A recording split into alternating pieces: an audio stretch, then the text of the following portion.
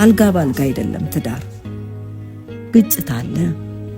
ያችን ግጭት ደግሞ ሁለቱ በጋራ ሆነው ሲፈቱት ደስ ይላል። ሁለተኛ ሶስተኛ አካል የባልም ዘመድ የሚስትም ዘመድ እንደው ጣልቃ ባይገባ እኔ ደስ ይለኛል። እናትም ልጄን ትላለች፣ አባትም በበኩሉ ልጄን ይላል። ህይወታቸውን አሁን አሳልፈው የሚሰጡት ጊዜያቸውን አሳልፈው የሚሰጡት ለልጃቸው ነው። ልጅ ማለት ፍቅር ነው። ፍቅር ተጨምሯል። የበለጠ ፍቅር የሚጓጉበት የሚሳሱበት ጊዜያቸውን ሰዓታቸውን በቃ የሚጫወቱበት ሰዓት ነው ብዬ አስባለሁ። እንደኔ ማለት ነው። በሁለቱም መካከል መግባት የለበትም ብዬ የምለው እነሱ ብዙ ቻሌንጆችን አሳልፈው እዚህ ደረጃ ደርሰዋል። እኛ በዛ በቻሌንጆቻቸው ጊዜ አልደረስንላቸውም። ሁለቱ ናቸው ችግራቸውን ፈተው እዚህ ደረጃ የደረሱት። አሁንም ቢሆን ከአብርሽም ቤተሰብ ከኛም ቤተሰብ በመካከላቸው እኔ በበኩሌ በመካከላቸው በምንም አይነት መልኩ ይሄ ነው ያ ነው ብዬ እንትን ምለው ነገር የለም። እኔ የምሰጠው ነገር ቢኖር ከራሴ ትዳር ምን አይነት እንደሆነ ከራሴ እንትን የማስተምራቸው ነገር ይኖራል ብዬ ነው የማስበው። ትዳር ማለት ቀላል ነገር አይደለም። ብዙ ውጣ ውረድ አለ። ዘለው እንደገቡት ዘለው መውጣትም የሚከብድ ነገር ነው። ትዳር ከባድ ነው። አሁን ደግሞ በእነሱ ህይወት መካከል በሁለቱ ህይወት መካከል ሌላ ፍሬ አዲስ ህይወት መጥቷል። ከራሳቸው ይልቅ ደግሞ ልጄን የሚሉበት ጊዜ አሁን ነው ብዬ አስባለሁ። ከዛ በኋላ ያለው ነገር ሁሉ ትኩረታቸው ወደ ልጃቸው እንጂ የራሳቸውን እንትን አይመለከቱ።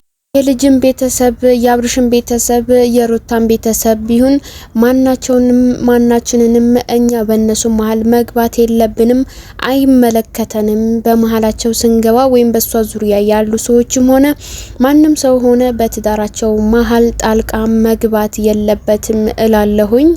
ስለዚህ በመሀላቸው አትግቡ። እኔ ብሆን አሁንም አልገባም። በእኔ ህይወት ትዳር እንዴት እንደሆነ ባስተምራቸው እንጂ እኔ በእነሱ መሀል ጣልቃ ገብቼ አላጣላም ወይም ደግሞ ጣልቃ አልገባም እያለች ነው ማለት ነው የሩታ እናት። እንግዲህ የሩታ እናት አሪፍ ብላለች ማለት ነው። እውነት ነው። በእርግጥ በመሀል መግባት የለባቸውም፣ ግን ቢሆንም ማስታረቅ የሚባል ነገር አለ። ማስታረቅ መብታችሁ ነው። ማስታረቅ አለባችሁ፣ ግዴታችሁ ነው። ግን ሩታና አብርሽ አንድ ላይ መሆን አለባቸው። አንዱ ላይ ይሁኑ። ትዳርን ቀላል ነገር አይደለም፣ በጣም ከባድ ነው። ትዳር አግብቶ ወይም ደግሞ ያንን ትዳር አይቶት ያሳለፈው ሰው እንጂ አይገባውም።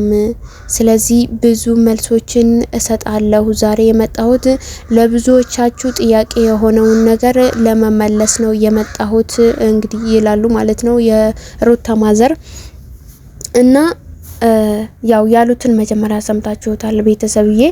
እንግዲህ የሩታ ማዘር ያለችው እኔ ልክ ናት እላለሁኝ ባይዘዌ ማለት ነውና እርሶ ስላላልኩኝ ይቅርታ ስለማይመች ነውና ቤተሰብዬ የሩታ እናት ያለችው በጣም ትክክል ነች።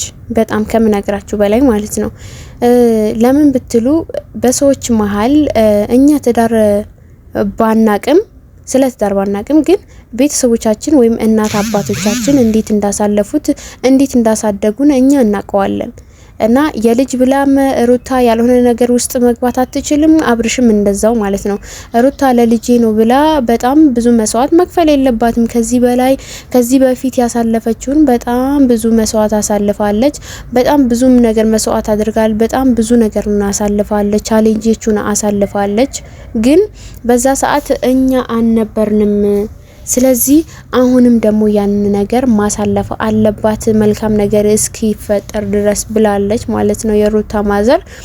እና ልክ ናት። እኔ ባለፈው ብያችሁ ነበረ በጣም ብዙ ቻሌንጆችን አሳልፋለች። ግን ሩታ እዚህ ጋር ያልሆነ ነገር ውስጥ መግባት የለባትም ለልጇ ብላ ማለት ነው። ለምን ብትሉኝ ከዚህ በፊት ያሳለፈችውን ነገር በጣም መስዋዕት ከፍላ ብዙ ነገር አሳልፋለች። ብዙ ቻሌንጆችን አብሮ አሳልፈዋል። ግን ያንን ቻሌንጅ ያው አብሮ ቢያሳልፉትም አሁን ላይ ደግሞ እኔ አልፈልግም ይሄን ትዳር አይሆነኝም ብላ ካለች እርሶ ሊያስተምሯት ይችላሉ። በእርግጥ ግን እቤት ውስጥ ባለው ነገር መምከርና መገጸጽ አለባችሁ ማለት ነው። እና ያንን ነገር አድርጋችሁ ከዛ በኋላ ነው ይሄንን ነገር ሩታና አብርሽ መገጸጽ የምትችሉት ማለት ነው። እና ትዳር እንዲህ ነው ብላችሁ እሷም ልጅነት እንትን ካላት ማስተማር ነው።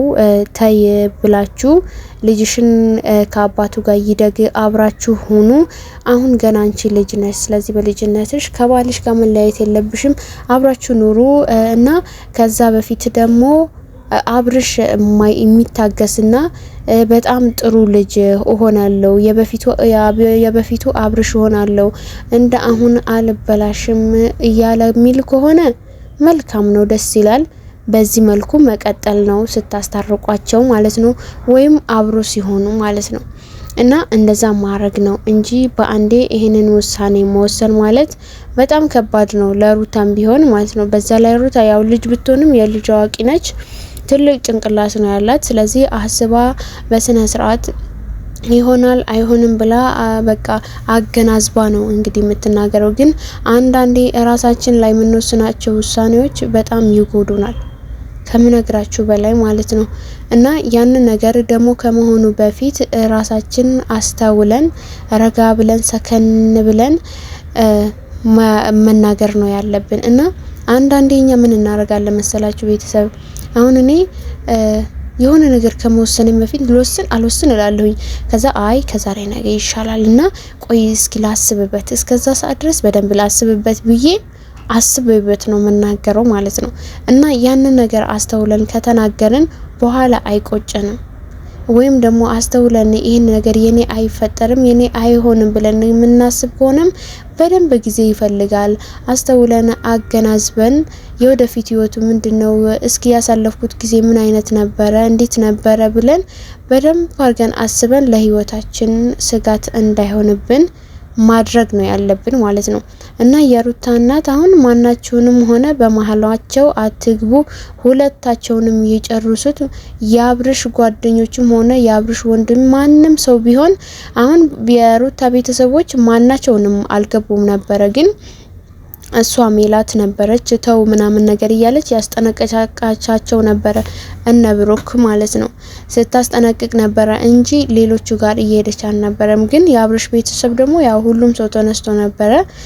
ግን ያን ነገርም እያለ ሁለቱንም በሁለታቸው መሀል ማንም ሳይገባ እኔም ላገኝህ አንቺም ላገኝሽ ተባብለው ሁለቱንም ተገናኝተው ቢያወሩበት ነው እንጂ የሚሻለው በዚህ ልክ እንደዚህ መፈጠር የለበትም ባይነኝ እኔ ማለት ነው ቤተሰብና። ዛሬ እንግዲህ ያው አፉ በሉኝ ሰላም አልኳችሁም።